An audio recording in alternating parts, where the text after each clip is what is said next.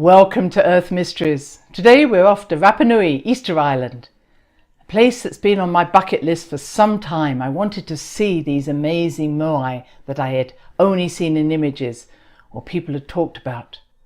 So, after 2 days of travel and 4 long plane rides, I arrive. Let's go. And here's this wonderful welcoming sign, Ironan.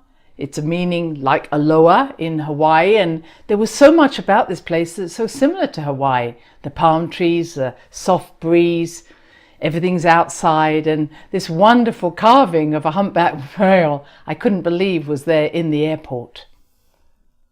So what do we know about this place? Well, some of the information I'm sharing with you comes from Graham Hancock's teachings, and it's known as Te Pito o Te Hinau, meaning the navel of the world.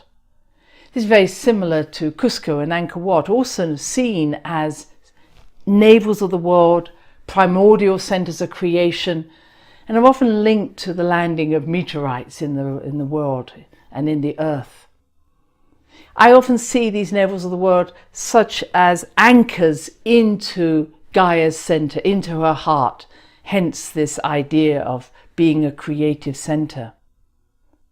Another name for this is Mata Ki Te Rana, means eyes looking to heaven.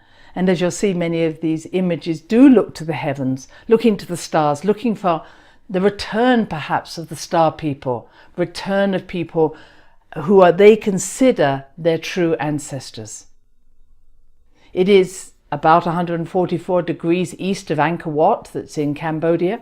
And this is significant because half of 144, 72, is the number of years it takes for the Earth to move through 1 degree of the great year, 25,900 years, that is linked to the precession of the equinoxes.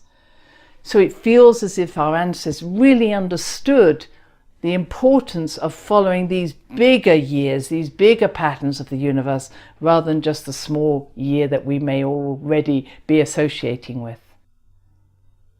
It's over 3,600 kilometers from the Chile coast. It really is out in the middle of nowhere and lies on the East Pacific Rise. And we now know that even though it was originally situated over a hotspot, as is Hawaii and Iceland, where we still see eruptions occurring in that string of islands, the last major volcanic eruption on Rapa Nui was over 100,000 years ago. So it wasn't surprising that when I arrived, even though I loved being there, I didn't feel the creative dragon energy under my feet. The islands had literally moved off the hotspot, and I understand because of this long ridge or rise, there is a new island forming over the hotspot that is part of this East Pacific Rise. It's fascinating how islands can move away from a hotspot, which I've discovered in other places as well. So here's Rapa Nui. It's only 63 square miles, not large at all. And we will go into looking at some of these areas. There's only one main town, which is down in that southwest area. And there are roads, but the roads are not well made. Sometimes you find potholes and dirt tracks, which is, not uncommon. And there were between 3,000 to 8,000 people living there. It has got down to 100 plus people when there was a great increase in slave trading, and diseases were brought by missionaries and others who visited this place. Now the figures have risen because in the last possibly 100 years, tourism has become a big thing. So a lot of the industry is focused on tourism because there isn't much else that comes from this land. Fishing is limited to the people. The land is pretty barren and not very conducive to growing crops, mainly being volcanic. And therefore it's very reliant on people visiting like myself. So here we are, where we went right up to the northeast corner, and here's this wonderful beach, Skarna Beach, where I couldn't believe here are the palm trees, the sands, the warm water, Very similar to being in Hawaii. I felt I was there. And here was my first sighting of these wonderful moai. They are sometimes about 90 tons, several meters high. And this particular area is called Ahu Nau. And an ahu is a platform under which bodies are buried. This is a burial site, a cemetery. Now, when I was reading Graham Hancock's book, he spoke about 7 sages who had arrived on this particular island and brought astronomy information, medical information, cosmology, everything that one might need, and how to build these wonderful statues. So when I went there, I was looking for these 7 statues, but you might notice there are actually 8 of them. There are 8 plinths. And so I kind of said, okay, I have to put aside that idea. But I also learned as I traveled around that many of these moai had been actually toppled, pushed to the ground at a certain time where there was a disillusionment with the spirit of these beings, the power of these beings. And so they had been put back on these platforms, but perhaps not in the right number or sequence that they should have been in. That's certainly a situation that we might be seeing here. There's no doubt that many of the sites were aligned to equinoxes and solstices. And what we understand that on certain days like that, these statues would be celebrated. Maybe they would be clothed in scarves and colours to signify the spirit that was living in them and asking the spirit to return to the people. Most of these moai that we're seeing here were supposed to signify the tribal leader who looked over the village that is beneath. But there are other moai that we think are even older that maybe were connected to travellers who came from maybe the lands of Hawaii or the Polynesian Islands, New Zealand, and that brought this wisdom to this place. And when they left, the moai was created in order to literally hold on to some of that energy, but also to welcome them back at another time. I love this like squat one that is unlike the others, but clearly different moai were created at different times for different purposes. And there were 900 plus of them created between 1200 and 1500 ACE. Most of them from volcanic rock, but because it is rock and it isn't organic, you're unable to actually give a date to when they were first created. So some of them may be much older than that time. And in some of the ancient texts and mythologies, such as from the people of Waitaha from New Zealand, they speak of going there a long time ago, and their history goes back 10,000 years. So yeah, suggesting that they are much older than perhaps we are saying, just to be probably just in almost this last millennium. As I said, many of them were thought to have come from images of beings that were in the ancestral home of the Polynesians. For the Rapa Nui people, this was known as Hiva. For the Maoris, it was known as Haviki. And it feels to be, or is said to be, a mystical place, a mystical island that has disappeared, but is the ancestral star home of these beings. It may also be an ancestral home that is within the waters, because many of our ancestors came from the waters. But clearly there is a common origin. Now we see these different images, and you may see the hands, the lower hands on the image of Easter Island Moai, you see beneath the navel, but you'll see how similar that is to Urfaman in Turkey and the image we have from Tiwanaku in Bolivia, knowing that for some reason of all the parts of the body that they wanted to really make sure they carved these fingers below the navel. Why did they do that? They could have carved other images, but they did the face and the fingers. Very few of them had any legs. Not that legs are easy, but you'll see most of these images don't have legs as such.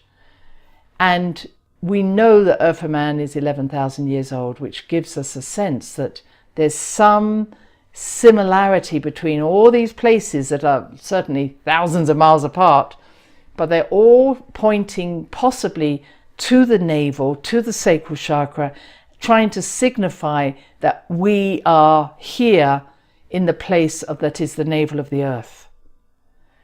Göbekli, which is very close to where Earth for Man was found, is known as Potbelly Hill, which again signifies being the belly or the navel of the world, and Tiwanaku is signifying or thought to be something very similar. The red top knot, as they call it, is a sign of nobility, although Freddie Silver says he thinks that these people were actually red-headed, which is kind of an interesting idea, that it wasn't just a hat they were wearing or were being shown to us, but actually they were seen as having red hair. And that's interesting because they found that the people there have a strong connection to South Americans and some North Americans. But the bringing of sweet potatoes or potatoes to Rapa Nui signifies there's a connection between Rapa Nui and Peru. And there is a strong connection between Rapa Nui, Peru and Egypt and the red-headed people they found in the Maori traditions. So maybe these were travelers from Egypt who stopped off here before going to Hawaii, and this signified their red heads. They've also, you'll see in this image there, you can see the eyes, and the eyes were opened, or some of these symbols were put into the eyes of these statues, and it was believed that when you put these shells into the eyes, you made the spirit of the being that you're forming this statue from come alive. So the spirit of the ancestor is in the body because the eyes are open. They are, as I've said, weighing between 80 to 90 tons, so there is a great question of how they were brought. And one of the ways in which they're described as having been brought is through this magic stone. And this is called Tipito Kura. It's called Navel of Light. And it was believed that this was the stone that the magicians would go to gain mana, the power, to lift the stones. Sadly, when I was there, I used my magnet, I used my compass, I used my energy. I couldn't feel any energy coming out of this stone. So clearly I think this is a reproduction. And even though they said that those 4 stones around the major stone were pointing to, aligning to northeast, southwest, they didn't. So I think this is a reproduction of what they have known was in this area, but it certainly isn't the original stone. But the idea of magicians gaining power from a stone is found in other traditions like Egypt and certainly parts of Peru. So here we are, we're now gone to a beautiful place here, is Tikaraki, which is a place where many of these statues, Moai, are positioned on a platform, the ahu. And there are various shapes and sizes, and the one on the left was kind of cute because it had a dog underneath it and the dog didn't want to move. I'll give you the dog on the side. We'll go back to getting it in the right position. And on equinoxes and solstices, as I say, rituals are performed to bring these statues alive. Now this area, these particular moai, have been placed on the ahu by archaeologists, designers who have faithfully brought the moai up into their position they are and put them in this place, but we don't know if this was the correct place for them. Underneath where I say there is a burial site, it is believed the leaders were buried in this place. But truly, when I was there, I also learned that they hadn't only found the bones of old people, they'd found the bones of children. So was this a place for not just the past, but maybe the fertility of the future, which is why they might have buried their babies or the children here? We don't know. And here I am at sunrise in this beautiful place. It's certainly a magical place to go to experience the sunrise, coming up from behind these wonderful statues. All around me are other statues. So when we talk about 900 plus, sometimes all you have is a head or a body. They've all got separated. But as I say, they have been reconstructed as best as they can be. Now we go to the quarry here, Rana Raku. And this quarry is fascinating because this is where they were made. So this is a volcanic hill where we know that their energies were perfect for this ability to produce these wonderful statues. So since I seem to be having a trouble getting all of mine on the sidewards way, but this is a bearded character. And according to Freddie Silver, he believes that the bearded ones came from another place. He's, the long chins, as they call them. And in this picture here, we see how, the top picture, how many of these statues just were rolled down the hill. Some of them lost their head doing that. But they believe that what they were, when they were asked, how did they get down the hill? They said they walked. I don't think they were put on a wheelbarrow, but it's clear that when they were creating them, and those that had bodies, they would create a much larger stomach, and they would just literally topple them from one side to the other to walk them down the hill, and then they shaved off the belly later. And that's what I assume they were doing then. And here's some more that you might see here, and I'm pointing out the face and the nose. These ones literally were still in situ and had never been taken up or put upright. So they obviously started with the face first, and then they worked with the body later. And there was a time, and it was, I think, about the 1600s, where they lost interest in doing this.